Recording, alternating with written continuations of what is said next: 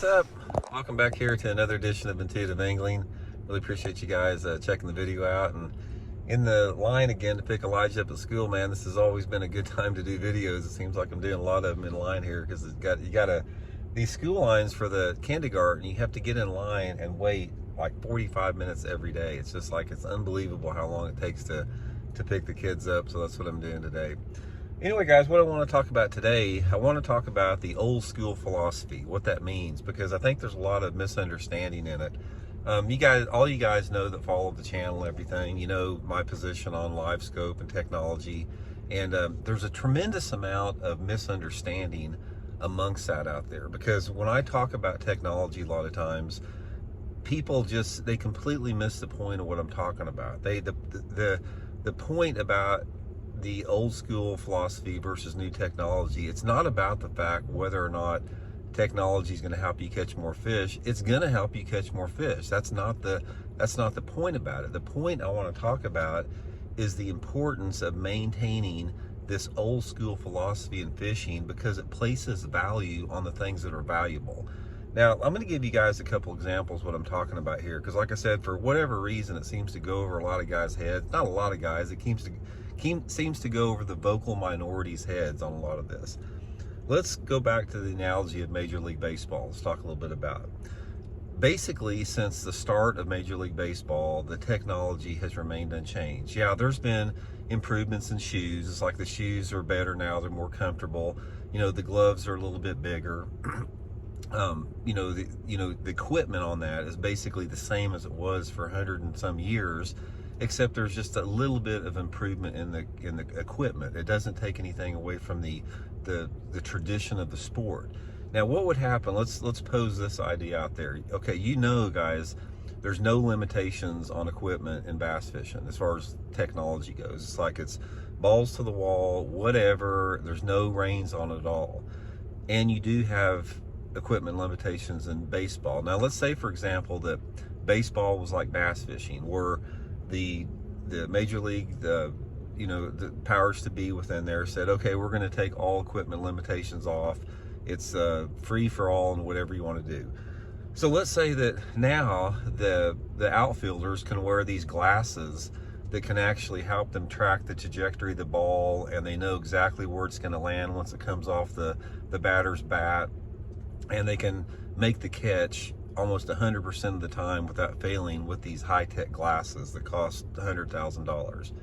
And then let's say also that somebody's engineered a specific type of material on a bat that allows the ball to come off the bat 10 times faster. So a pop-up in center field is now a home run into the upper deck, with this bat technology.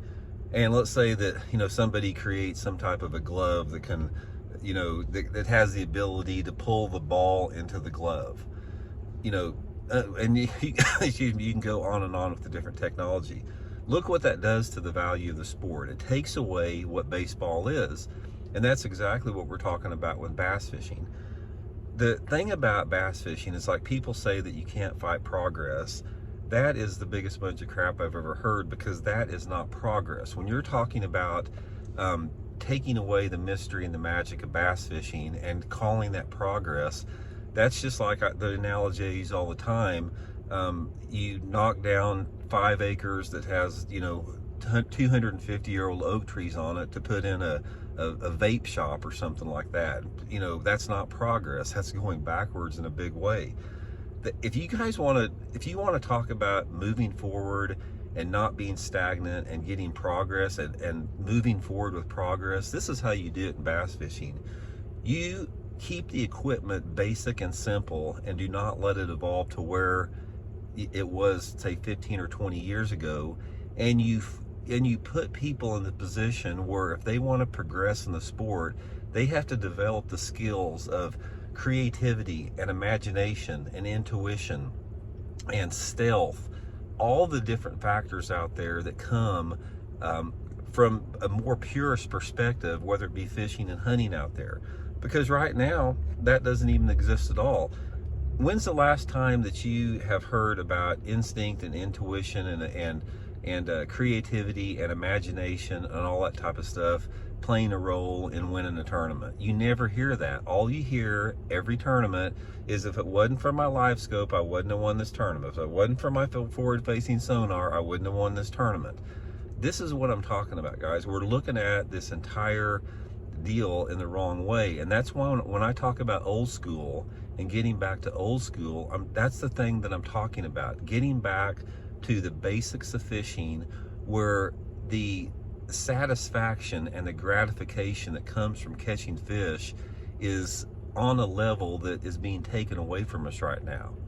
It's like, I'll just run into just a scenario, by you guys. I remember when I was a little kid, right? I was so excited to go fishing. Anytime I got a chance to go fishing, I couldn't even sleep. And I was up before daylight, ready to go fishing, and Dad would take us down, to Grand Lake, and in our little 16-foot V-bottom with a 28-horse motor on it, and we'd be out there trolling for white bass. So we had this area that we'd always troll through, and you didn't know what was there. It's like that's the thing that gave you the excitement and the magic behind it, is because when we threw that swimming men out behind the boat and started trolling across this flat, you didn't know when or if you were going to get a bite. There was a tremendous amount of anticipation. And now in technology, somebody would go over that same stretch Dad and I used to troll, and they'd run their live scope all over it and say, oh yeah, there's a big school of white bass there, let's troll right over it. That demeans the sport in a huge level. And if somebody doesn't have the ability to see that, then they're missing the picture of what we're talking about here. But guys, what I want to say here is, don't discount the value in old school. And it's like bass fishing is the only sport out there that put itself in the position where they don't adopt that. Every other single sport out there does. I mean, there's not another legitimate major sport that does not have equipment limitations on it.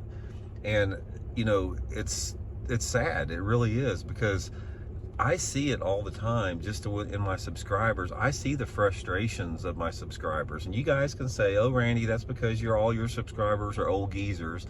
No, they're not, guys. I have 20 and 30-year-old guys tell me all the time that they agree with the point that I'm talking about. So the point of this particular video here, guys, is there's a tremendous amount of value in tradition and history, and that's why I love things like Terry Batista has his social media bass fishing archives out there that preserves the history of the sport. It's important to remember that. It's important to get back to the basics a lot of the time and not turn bass fishing into something that it just shouldn't be. I mean, and a lot of it, guys, it has to do with generational, because a lot of you younger guys out there, you haven't been raised with anything else. You guys were, from the moment you got in a boat, you were taught to use braid to fluorocarbon, which I'm against. You were taught to use sophisticated electronics, and not to basically expand and strengthen those skills that make people a good angler and a good hunter on a real primal level. So the point of the matter is, guys, is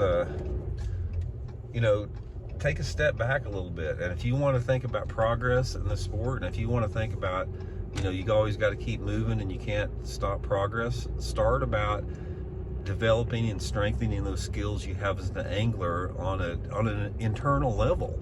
That is something that's going to give you gratification and satisfaction. That's going to give you something that stays with you. That's going to grow you as a person.